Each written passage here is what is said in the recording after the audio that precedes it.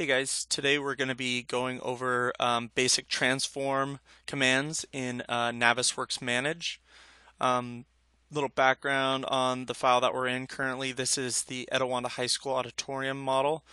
This is an NWD, something that we produce for our field teams at pretty much after every coordination meeting that we host.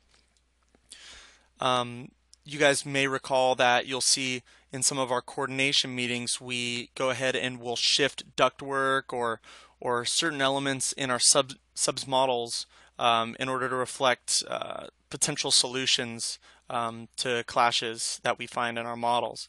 So I'll be going over some basic how-to on those.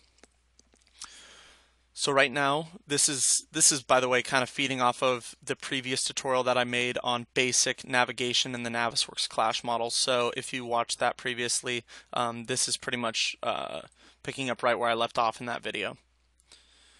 Right now I'm at a first floor cut. This is pretty typical of what you'd see in a Navisworks NWD that we produce for our field teams and our subcontractors. So you can see here all these cuts are already pre-made, so you don't have to worry about these. Right now I'm in a first floor cut at 14 foot 11 just below the second floor deck. So we can start here with being able to shift ductwork. Pretty easy one right here. So let's say that for instance we were clashing in this location and we wanted to see how this duct would look if we shifted this guy further to the west. West is to my left.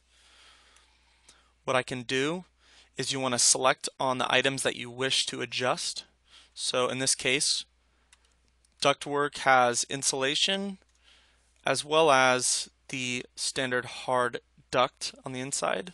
In order to select both of those, I'm going to hold down Control and select that as well. So I've got two elements selected here.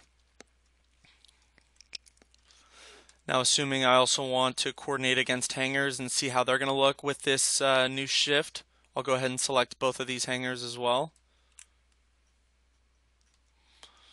Also, I would assume that this 90 here is going to need to be shifted as well, so we can do that. So I'll select the insulation on that 90 and the hard duct itself. Keep in mind I was holding down Control for all of those. So now I've got quite a few elements selected here, and I could get to the level of detail of even selecting some of these pieces of flex duct and the diffuser. So I've got this entire line selected. As you can see, it's kind of a darker blue. Now if I want to make this transform happen, I'm going to have to end up going up here to Item Tools at the top. It's highlighted green when you select items, by the way, so it's pretty easy. And then you're going to notice under the Transform command, you're going to have certain options here. You've got Scale, Rotate, and Move. So if I wanted to move this duct further to the west, I'm going to go ahead and I'm going to select the Move command. You'll notice that there's a description for each one of these. It says moves the selected items with the translation gizmo. And then it also gives you brief descriptions of all these on what is going to happen. So we'll select move, and you'll notice that this gizmo pops up here. And you've got different axes. You've got your Y, which is represented as your green, your X axis, which is represented as the red, and your Z, which is represented as the blue. Also, another quick way to determine that is you could see down here at the bottom left of your screen, you've got the X is represented as the red, green is the Y, and then blue is the Z. So that can kind of help as well. So let's say I wanted to shift this duct west. All I'd have to do is click on that gizmo and drag in the desired location that I want. Looks like I missed a little piece of duct right in there, as you can see, but you get the idea. So if I wanted to shift it to this next ceiling tile over, that's kind of something it would look like, and you can see as a result of that we would be clashing with fire. So it's really easy to on demand just select and manipulate certain items in the Navisworks model to uncover some solutions, potential solutions. You can also raise and lower just by selecting the arrows and dragging. So I'm clicking on the arrow, holding and dragging up and down. And you could also bring it in and out towards you along every axis. Same thing here with the rotate command. If I for some reason needed to rotate this piece of ductwork, you can do so. Notice I'm not selecting on the arrows, I'm selecting on these radius almost pieces here on the gizmo. So I can select that. I can rotate this way. So you can see there's a lot of flexibility with what you do here. And then if I want to go back to move, I have to select the move command and I can click and drag. So let's say you get it all messed up and you're like, oh man, how do I get this back to where it was initially?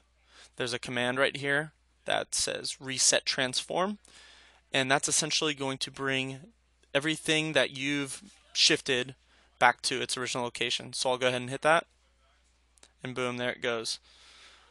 So let's say I wanted to shift this ductwork or raise this ductwork a certain amount, and I didn't want it to be rough. Like let's say we coordinated to this duct being 5 inches higher. If you want to get exact with your transforms, you could go down here to this drop down, and you'll notice that there's positionings for these elements, and that essentially means that this has not been shifted from its original location that's been exported from our subcontractors. If I wanted to raise this duct, let's say 5 inches, I would have to select on the Z, which is your raise and lower, your blue, and then obviously your Y and your X are also represented here as well. So it's really easy to tell which way is which. So let's say I wanted to get a raise on here. I'll have to swap the 0 for a 5 inch if I wanted to raise it 5, and then I'll hit enter, and you'll notice it'll raise it all that geometry exactly 5 inches. Now something to keep in mind, you don't want to delete these feet and inches or piece of text, because if I were to do that, Navisworks will not convert those, or it won't be able to determine the units, and it won't do anything. So keep in mind, you want to always maintain these IN and FT when you're making these transformations.